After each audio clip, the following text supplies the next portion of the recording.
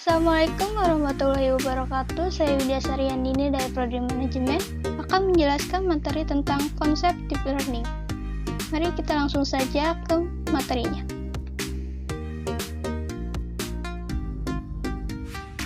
Apa itu Deep Learning?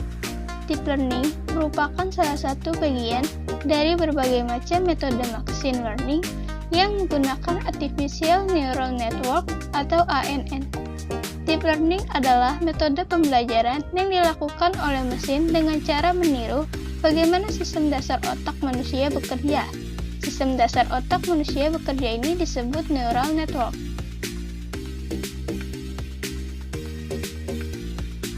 Istilah Deep Learning pertama kali diperkenalkan ke komunitas pembelajaran mesin oleh Rina Dieter pada tahun 1986.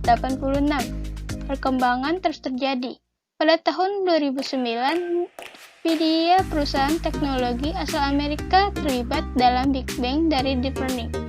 NVIDIA Graphic Processing Unit atau GPU terus melatih Deep Learning dengan Neural Training.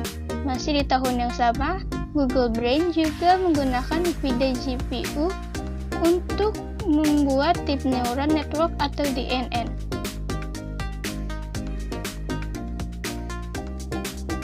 Jenis-jenis algoritma Deep Learning. Yang pertama ada Artificial Neural Network atau ANN.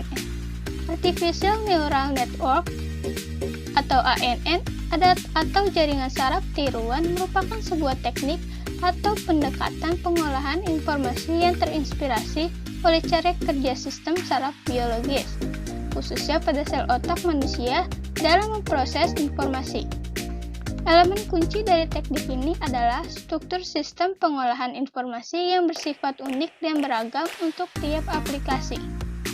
Neural network terdiri dari sejumlah besar elemen pemrosesan informasi yang saling terhubung dan bekerja bersama-sama untuk menyelesaikan sebuah masalah tertentu, yang pada umumnya adalah masalah klasifikasi atau prediksi. Selanjutnya adalah Convolutional Neural Network atau CNN. Convolutional Neural Network adalah salah satu algoritma Deep Learning. Ia terdiri dari beberapa lapisan dan sering digunakan untuk pemrosesan gambar dan deteksi objek. CNN pertama kali dikembangkan pada tahun 1988 ketika masih disebut sebagai LeNet. Pada masa itu, teknologi tersebut digunakan untuk mengenali karakter seperti kode pos dan angka. CNN kini banyak digunakan untuk mengidentifikasi citra satelit, pemrosesan citra medis, memperkirakan deret waktu, dan mendeteksi anomali. Lalu, ada Long Short Term Memory Network atau LSTM. Long Short Term Memory Network adalah jenis Recurrent Neural Network atau RNN yang dapat mempelajari dan menghafal ketergantungan pada jangka panjang. Teknologi ini mampu mengingat seluruh informasi masa lalu dari periode-periode tertentu. LSTM juga bisa menyimpan informasi dari waktu ke waktu. Mereka berguna untuk keperluan prediksi deret waktu karena ia bisa mengingat input sebelumnya. LSTM memiliki struktur seperti rantai di mana keempat lapisan di dalamnya saling berinteraksi dengan cara yang unik. Selanjutnya ada Recurrent Neural Network. Jenis algoritma Deep Learning berikutnya ada Recurrent Neural Network. RNN memiliki koneksi yang bisa membentuk siklus terarah. Siklus tersebutlah yang memungkinkan output dari LSTM untuk diumpankan sebagai input ke fase terbaru. Setelah output dari LSTM menjadi input terbaru, ia dapat mengingat input sebelumnya karena kinerja memori internal. RNN biasanya digunakan untuk teks gambar, analisis deret waktu, natural language processing, pengenalan tulisan tangan, dan mesin translasi. Berikutnya, Self-Organizing Maps.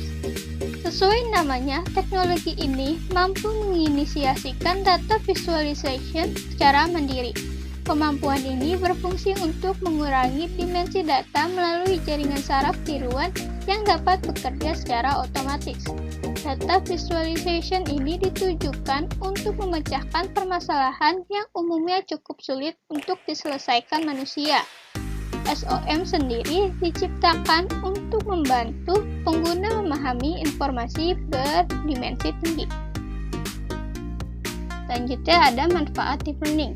Yang pertama, memaksimalkan kinerja unstructured data dalam aplikasi atau situs web. Selanjutnya, menghilangkan kebutuhan teknologi untuk rekayasa fitur, lalu memberikan tampilan output yang jauh lebih berkualitas, mengurangi biaya operasional, development, dan teknik manipulasi data yang efektif. Selanjutnya, kelebihan dan kekurangan deep learning. Yang pertama, kelebihannya. Fitur pada data bisa dipelajari sendiri, tidak seperti pada machine learning. Selanjutnya, variasi tinggi pada data bisa dipelajari dengan lebih baik dan bersifat otomatis. Dan yang terakhir, fleksibel dan bisa digunakan untuk mempelajari berbagai fenomena baru atau pada bidang yang berbeda. Dan kekurangannya yang pertama adalah membutuhkan data dalam jumlah besar, yang kedua mahal dan perlu dukungan komputer berdaya besar, dan yang terakhir adalah lebih sulit dipelajari dibandingkan machine learning. Sekian yang bisa saya sampaikan. Bila ada salah kata mohon dimaafkan.